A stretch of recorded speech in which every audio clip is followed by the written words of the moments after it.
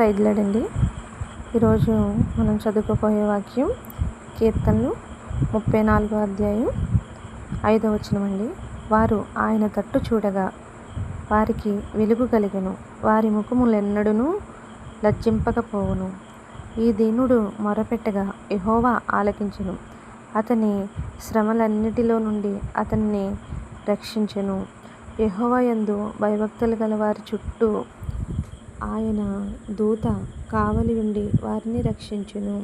ఈ చిన్న వాగ్దానం దేవుడు దీవించును గాక.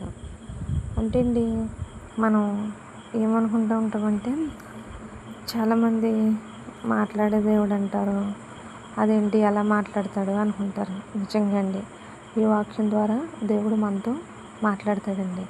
ఎలా అంటే అండి, నాది చిన్న సాక్ష్యం అండి. నా జీవితంలో నిజంగా జరిగింది. నా చిన్నతనంలో నుండి అమ్మ బయటికి వెళ్తూ ఉంటే చిన్న పాంపులని తొక్కేసింది. అప్పుడు అందరూ అన్నారు, అమ్మో పగపట్టిద్దేమో, అలా ఎలా అంటున్నారు, అది బాబు తెలియదు కదా అనేసి అంటుంటే నాకేమో భయం వేసేస్తుంది. ప్రభువా, నేను చిన్నపిల్లని కదండి, కానీ మా అమ్మ మమ్మల్ని చిన్నప్పటి నుంచి కూడా దేవుళ్ళో పెంచిందండి.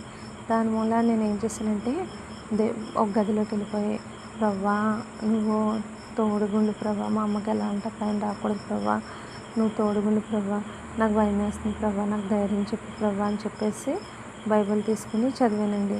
చిన్నప్పుడు కదా, నాకు ఆ అధ్యాయం కూడా గుర్తులేదండి. అయితే ఏమైనా వచ్చిందంటే అండి, దేవుడు వాక్యం ద్వారా నాతో మాట్లాడింది. పామునైనను తేలినైనను ఏ విసర్పంనైనను కొట్టి చంపడానికి నేను మీకు అధికారం ఇస్తున్నాను, అవి మిమ్మల్ని ఏమీ చేయమన్నాడు. చూశాడు కదండి దేవుడు ఎంత అలా మాట్లాడాడు. నాకు ఇప్పటికీ కూడా ఆ అధ్యాయం ఎక్కడుందో తెలియదు. అదేంటి అధ్యాయం ఎక్కడుందో తెలియదు అంటారు. నేను పూర్తిగా బైబిల్ గురించి తెలిసింది నాకు పూర్తిగా తెలియదండి. కాకపోతే ఏంటంటే, ఈ అధ్యాయాలు గట్రా గుర్తుపెట్టుకోలేను. నేను ఈ వాక్యం ఎప్పుడైనా సరే అలా దేవుడు నాతో మాట్లాడుతూ ఉంటాడు. ఈ వాక్యాలు వినడం, నేను ఆ వాగ్దానం మాట్లాడాడు ఆ రోజు, అది ఎక్కడుందో కూడా నాకు తెలియకపోయినా దేవుడు నాకు ఆ వాక్యం ద్వారా నాతో మాట్లాడాడు. అందుకండి మన దేవుడికి మాట్లాడే దేవుడని పేరు.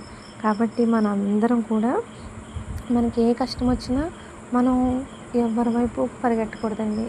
కేవలం ఆయన తట్టు కన్నులెత్తి చూస్తండి దేవుడు మనతో మాట్లాడతాడు, మనకి ధైర్యం చెప్తాడు, మనకి ఏ కీడున్నా సరే ఆయన తప్పిస్తాడు. కాబట్టి మనం ఏం చేయాలండి, ప్రతి ఒక్కరూ మనకి ఏ కష్టం కలిగినా మనం ఎవరితో మొరపెట్టుకోవాలండి, దేవుడికి మొరపెట్టుకుంటే ఖచ్చితంగా దేవుడు మనకి ఉత్తరం ఇచ్చి తీరుతాడు. ఏంటంటే ఇక్కడ ఆ దీనుడంట మొరపెట్టగా యెహోవా ఆలకించాడంటండి. అవును కదండి, దేవుడు ఆలకించే దేవుడండి. అందుకనే ఏం చేశాడంట, అతని శ్రమలన్నిటిలో నుండి అతన్ని రక్షించాడంట. నిజంగా అండి, మనం మొరపెడితే మన దేవుడు వింటాడు, మనకి ఉత్తరం ఇస్తాడు.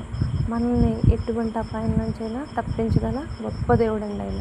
కాబట్టి మనం ఇక మీదట ఏ కష్టం వచ్చినా మనం ఎవరితో చెప్పుకోవాలండి, దేవుడితో చెప్పుకొని దేవుడిని అడుగుదాం. అప్పుడే ఆయన మనల్ని అన్ని కష్టాల నుంచి కూడా తప్పిస్తాడు.